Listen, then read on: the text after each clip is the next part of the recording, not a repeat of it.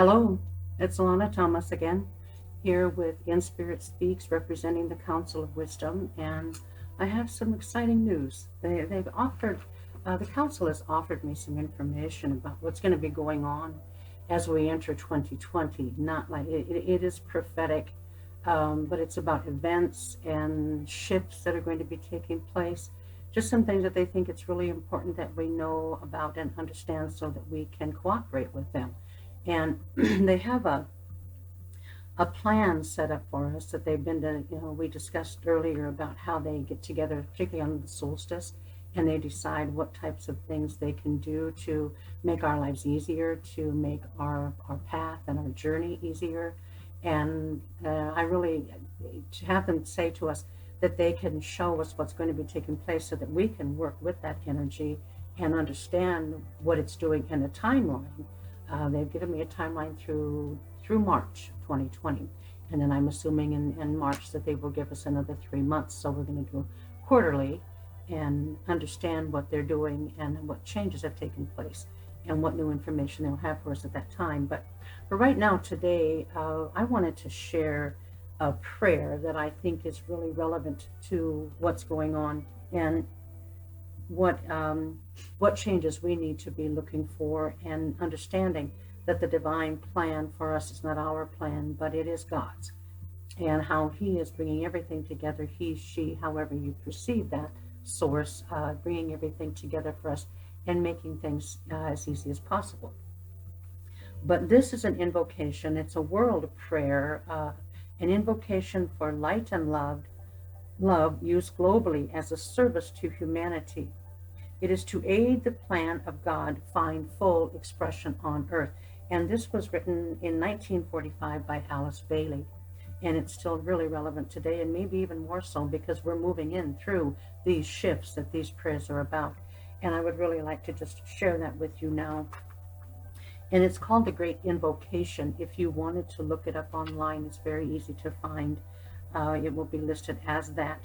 And if you will just take a moment with me and take a breath and send your intentions along to the universe with these words. From the point of light within the mind of God, let the light stream forth into the minds of men. Let light descend on earth. From the point of love within the heart of God, let love stream forth into the hearts of men. May Christ return to earth. From the center where the will of God is known, let purpose guide the wills of men, the purpose which the masters know and serve. From the center which we call the race of men, let the plan of love and light work out, and may it seal the door where evil dwells. Let light and love and power restore the plan on earth. I find the words in that particularly moving and really relevant to the messages that have been coming through the Council of Wisdom and through other people who are receiving inspiration and ideas and concepts and just motivation, I guess, is a big word. Key word is what they seem to be presenting to me, is motivating us to really try harder, motivating us to get more involved than we currently are, and to be more conscious, fully conscious of what is going on around us. And they put together an interesting session for today, is what I'm going to call it.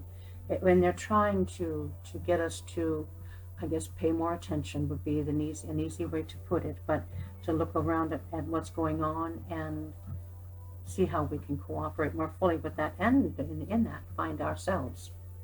I'm going to start reading what they have you write today, and the idea behind it is just taking that breath, listening, breathing with them with a conscious state of mind, and accepting the energy of the words as they come through.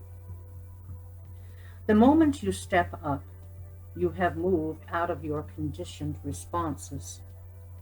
Those responses are what have trained you to remain inactive. Inactivity assures the status quo go unaltered. Change is dynamic energy. It has to move forward toward a better, more peaceful existence where all are concerned. There are no elite in the heavenly or cosmic realms. There exists a hierarchy, but none are better than any other. All are the same.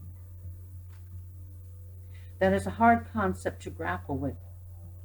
You see, your conditioned reactions require that delineations and labels are put on everything and everyone. But consider this. Does a tree see itself as better than all the other trees in the forest?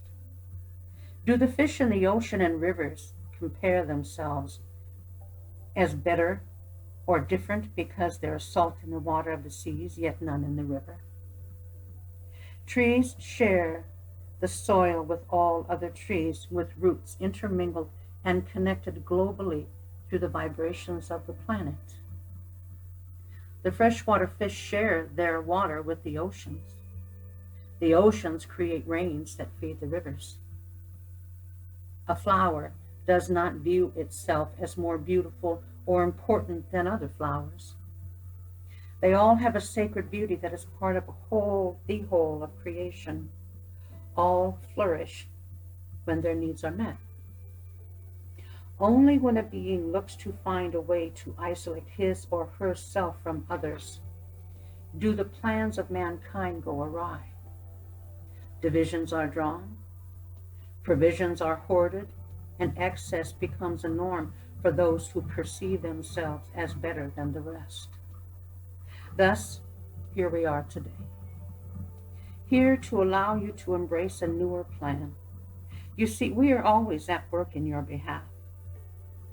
We need more graduates from the University of Gaia. Too few are getting diplomas, and they keep repeating the same grade over and over. We consider that the fault of your teachers. They are still instructing you to fail. Why? Because their tools are rusty and old. So we are here to offer new concepts that will move students to excel. More will begin getting degrees, master's degrees. And yes, there's a pun intended in that. We need more masters and fewer students.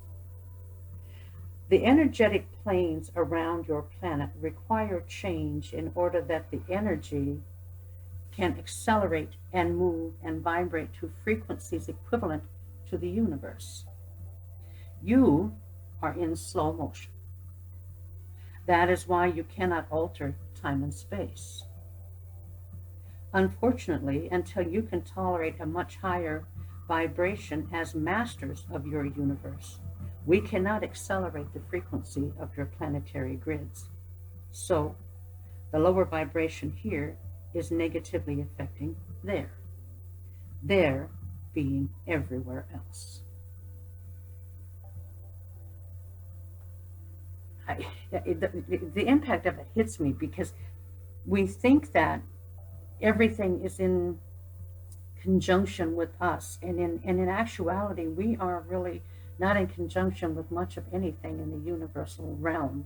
We're lagging so far behind, and we're this isolated planet that just does not have the ability to move forward with the rest of the universe as the universe is requiring. So, like I said, like it's the magnitude of it hits you when you really think about it, that we have a lot of responsibility. So please meditate on this question. Why do frequencies not affect plant life? They can accelerate high, plants seem to adjust just fine. If you think about it, and really even after this talk today, think about that, why those frequencies don't affect plant life and what effect they have on animals, and how we could be different than we are to possibly be able to accelerate with those frequencies. The reason that plants aren't affected is plants don't ascend. They, unlike you, are not designed to ascend. They do, however, adapt and transform or change. They are constantly hybridizing and cross-pollinating or transmuting, becoming more in oneness and similarity. The whole planet is transcending at the prescribed rate. All of it. All except that which has intellect or thought. Isn't that ironic? Humans are still so separated from one another by country, by color, by borders, and by culture. They are simply not transcending. They are transforming, but only a tiny percentage of people even understand what that means. It is a time for change to be embraced, and we cannot stress enough how important this is. They're letting us know that things that we're not capable of understanding, things that we don't see, can't perceive yet around us, are changing and they are transmuting, and our planet really is undergoing some rapid changes. We, on the other hand, are lagging way behind everything in the universe, and it's really an imperative that we begin to grasp that there is a sense of urgency about what it is that they're asking us to do. If you consider entities such as I explained, who the Council of Wisdom, who they are, the ultimate and ancient beings, they are part of the Godhead. They are 4 of the 7 color rays that control and regulate our planet. They are an intellect so far above anything that we could even begin to imagine, and yet they reach down to us and say, let us share some information with you. Let us share some Greek prophecies. Let us share plans. Let us share love and concern, and let us share an urgency. And to me, like I said, when they first contacted me, now I'm beginning to feel a little bit of a push to accelerate my growth, to do whatever I can to be more of a participatory person in a lot of respects than I have been at this point. And it's just important that we reach out and, like they said, begin to understand we need an education, and they want us to get master's degrees. And I think that this was a really cute way of them trying to express that. But they always have a sense of humor, and they always have a wonderful way of making us understand and putting it in terms that we can grasp. But as they said, some of these ideas are difficult to grapple with, and it's going to require that we meditate about them and give ourselves time to absorb the information. They were expressing, when I first started and explaining to you what they're saying and what they're sharing with us, is they want us to understand what they have planned for 2020. And up to today, there has been a tremendous cleansing going on, and that is a cleansing of entities, of energies, of any residual types of beings that are here that have been lagging behind, that haven't found their way through the grid, that haven't found their way to the other side. They're asking us to learn how to do that, no matter where you are, to check your environment and see if there's anything that presents itself as a lost soul that's looking for deliverance to the other side, and aid, and in a loving, kind way to escort them there. And knowing that every one of us can do that with tremendous ease. Just before I get lost in thought with that, I've shown people for a long time how they can take that role.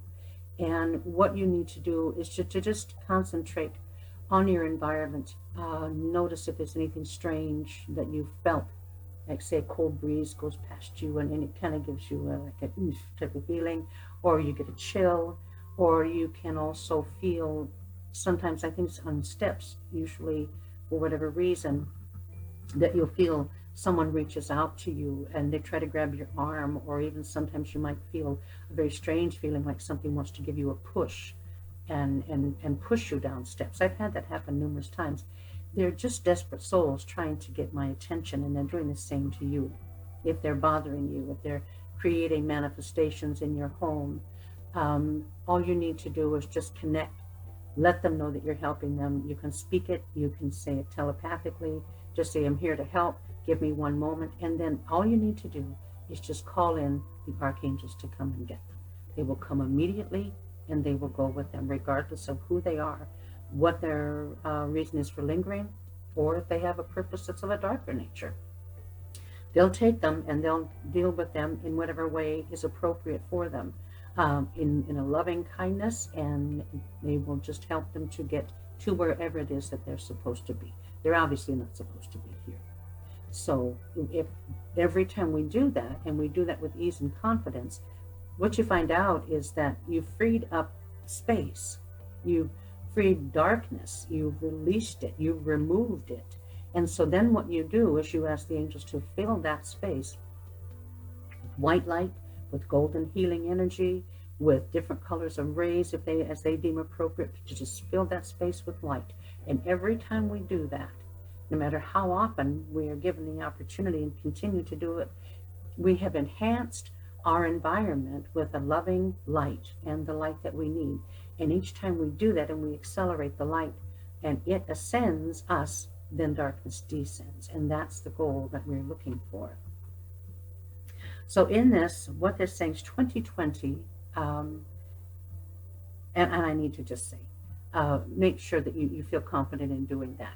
And don't try to do it yourself if you don't feel confident. Just summon the angels and have them take care of it, and then know that it's done. And everybody, please, you're capable of that. And it's important that we all do it at every opportunity. Thank you. 2020 is going to be a year of ascension and knowledge, is what they want us to know. Ascension is going to be even easier than it has been in 2019, and it's actually been simplified tremendously for us. And as the more we ascend in 2020, like I just said, as we ascend, we push darkness down. Darkness descends down into like the third, even the second dimension, and some of it is going to remain in the fourth, but we're going to be above that as we ascend. Cleansing is going to be pervasive throughout the entire month of January, so it's important to take advantage of that plan, because it's a perfect time for you to be releasing entities. And also anybody that you know has passed recently, make sure that they have gone on. As this cleansing takes place, there's going to be a rise in deaths, and it isn't something that we need to be uncomfortable with. It's deaths, the people that have been lingering, and really need to begin to move on. And part of the cleansing process is to give them an opportunity to move into the light, and then also give us the opportunity to fill that cleansed area with loving light energy. And you can think of it as pink rays, you can think of it as golden light, whatever appeals to you the most, and bring that into your environment, your homes, your communities. Every time we do this, we make our ascension easier, because the darkness doesn't have that same grip on us, or the control mechanisms begin to release. We begin to feel like some chains are dropping from us, things that have held us back, stagnant ideas and old philosophies, and the more that light comes in, the easier it is going to be for us to learn really new and marvelous things. So more and more light is going to be evident to us. We will notice a big change in ourselves. We will notice a change in our communities, and we will notice a change in our co-workers, in our families, in primarily the more we pay attention to it, the more we're going to notice a change within ourselves. The council states most people live their life receiving. Few spend their life giving. And more people were destined to be helpers and doers, so the needs of the majority or the receivers could be met. Jesus said, "The poor you will always have with you." The state they exist in is not by fault, but by design, to serve as a reminder that helpers need always to help. Even the needy are then doing their part, because if their needs are not met, then it is apparent that someone is not doing their part. Each being has a role, an important role to play. Every role not filled is likely inhabited by darkness. Every piece of the puzzle not found leaves a gap that prevents the larger picture from coming together.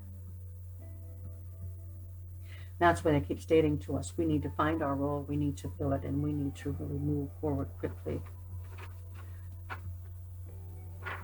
With the council wants us to know is through the month of January, there's going to be some shifts and different events taking place, and they'll want us to be aware of those shifts, to pay attention and to feel them, and to know, even with the cycles of the moon and that type of thing, or just they're going to be pretty steady throughout the month of January.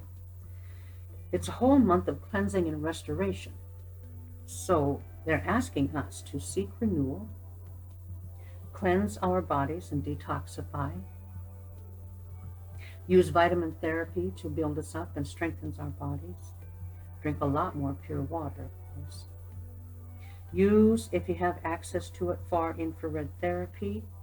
It is the same energy as the central sun, and it will really invigorate us. It's a very tremendous way of detoxifying, very safe. Renewal comes from the far infrared rays, and make sure when you're doing that again, more water so that your body is cleansed. The cleansing process means that our filters within our body, our kidney and our liver, they get congested with all of the things that we're detoxifying and all of the antioxidants, that type of thing. So what they're saying is to cleanse our kidney and liver. The best thing that I know of as an herbalist to cleanse your kidneys is burdock. And you can do a burdock tea, or you can do burdock capsules. And then to cleanse your liver, use milk thistle. They're very common herbal processes that people use every day. It's just an admonition to us to take better care of ourselves, and knowing as this cleansing you're going through, if we're cleansing our bodies, then it alleviates a lot of the weight, the matter that holds us closer to the third dimension, which is not where we want to be, of course. The month of February following that will be a month of learning and study of new concepts, classes that are going to be offered throughout, I'm sure, the United States and the UK and India, Egypt, any of these areas where there's teachers, they will be given new concepts and new ideas. So pay attention to new things that you see that might be surfacing on YouTube, or might be surfacing in Facebook, places where people are sharing their ideas in a social media type of atmosphere. But just understanding, if something new is presented to you, it's more than likely something that you should be learning. We will be receiving new insights, new ideas, and inspiration, and ways to increase our ascension speed. Those things are of the greatest significance in the month of February, that we learn them, and that if we're willing to pay very close attention to those new inspirations and insights that are being offered, because they're trying to get us to understand, as they said, the reason they're here is to get us to understand there are new concepts that are being presented that we have to embrace. Otherwise, we're going to be stuck where we are, and it's not a place that we want to be. It's not as if we have harmful things coming our way, but we are risking the move and the change and the transition and the transformation of our entire universe and other universes. So like I said, we have a lot of responsibility. Our self-awareness can change through meditation on change. Using that word when we meditate, how can we more readily change ourselves? How can we more easily accept change and embrace it? And what types of changes should be present in our lives? Whether we know it's always going to be about love and light, and we know it's always going to be about kindness and oneness, but within ourselves, finding ways of changing. And as they mentioned in the last session, last week, was that we need to pay attention to understanding who we were and bringing all of that forward, our past lives, all of that energy, and reintegrating that, because we can't leave it here. If we're going to ascend, it has to go with us. Otherwise, we cannot leave, whether natural death or however we ascend, and be different processes for different people, whatever your belief system is. So we need to have a focus on one thing that I come across online that left a huge impact on me, is the violet flame invocation, and you can look that up easily, and I'll get a link on here at the bottom if you look below this video. The violet flame invocation, and it's talking about changing our karmic energy, and we don't have to release it through the process of going through it and changing it. We can actually just allow the angelic realm to come in and alleviate that and to crystallize the karma that is here and to release our planet from all the karma that's been created by us and by our whole history. And in that, we have a whole brand new start. So please do look up the Violet Flame Invocation. There's a number of them. And go through those meditations as often as you can, particularly within the month of February when that change is taking place. And get prepared for March. March, they're saying, is a month that we really need to get serious. And get serious about becoming a powerhouse spiritualist, which by then, if we're doing these things through January and February, we're going to find that we have increased our energetic field and our vibration and our frequency at a tremendous rate. And so we can be fully aware by March that we're very changed people. We're much more aware, we're much more consciously aware, we have a much higher intellect through all of this communication with the angelic realm and with entities that are offering us all kinds of information, just being more connected. They're saying by March, you can be ready to start new careers. And these are not astrological forecasts, that type of thing. It's just that's what's going to be taking place on our entire planet. Choose your path by March. Know what you really like to do or what you want to try doing, and set up your space. Whether it's doing something on public media, that type of thing, an actual literal physical space where you want an office, that you're going to be doing things, working with people and trying to help. March is a time to do that. They're saying get ready. Collaborate with other groups and with other people that you can, that share an interest, but also knowing that within that group function with people around you, that you can make the energy that you're feeling with yourself and them, you can make it vibrate at a higher frequency when there's more of a communication that's being done. And what we're going to focus on going into these other months is learning how to telepathically communicate with people and with the other realms. So in that group function, knowing that your group pattern is being set up to communicate on a different type of a level. It will be through vision, through seeing each other, but also through not seeing each other and feeling each other and experiencing things on a different level. So things are going to be very radically different if we're paying close attention and we're going with the flow. Going with the flow is what they're stating to try to leave this session with you today and to have you understand that the universe has a plan, as we know. If we know what that plan is month by month, and we know what the energy is, and we know what shifts are taking place, which is what the Council of Wisdom is offering us, then we can move with that flow. And it can be compared to getting in a rowboat, and you know that the river's got a really a strong current, but you know it's flowing south, but you decide you want to row north. And you want to go against the flow and just keep struggling and struggling and struggling, rowing harder and harder and harder all the time, and finding that you're not really getting anywhere. Where if you can surrender to what the plan is that the whole universe and universes are put before us and trying to bring into us, and if we just surrender to those without fear or without doubt or without disbelief or criticism, just surrender to them. You can put down your oars, you can sit in your boat comfortably and peacefully and just go with the flow and flow down the river and go through the river of life, which is going to take you back to who you were before you came here. And that is our goal. So do what you can about your Akashic records, do what you can about understanding your past, find people around you who can help you, maybe hypnotists, who can help you walk through your past lives, integrate that energy, make sure you bring that energy forward. Don't just go and look at it and leave it there.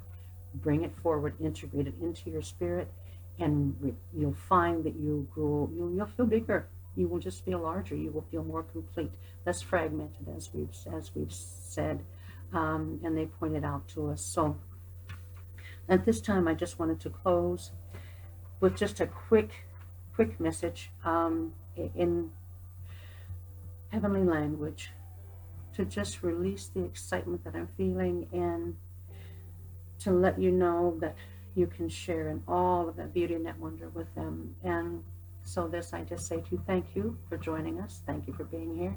Again, if you wanted to look at my website, it's lanajthomas.com. See what services I offer. Learn a little bit more about me. Also, if you enjoy these sessions and you want to let people know they're actually going to be giving us plans month by month and how we can cooperate with them, let people know that if you think it will be a benefit to them by sharing this video and by subscribing.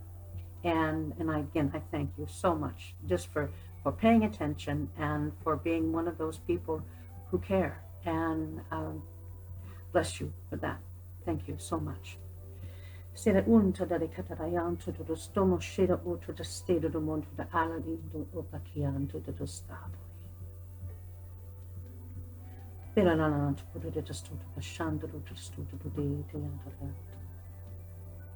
the council says to you, thank you and be blessed.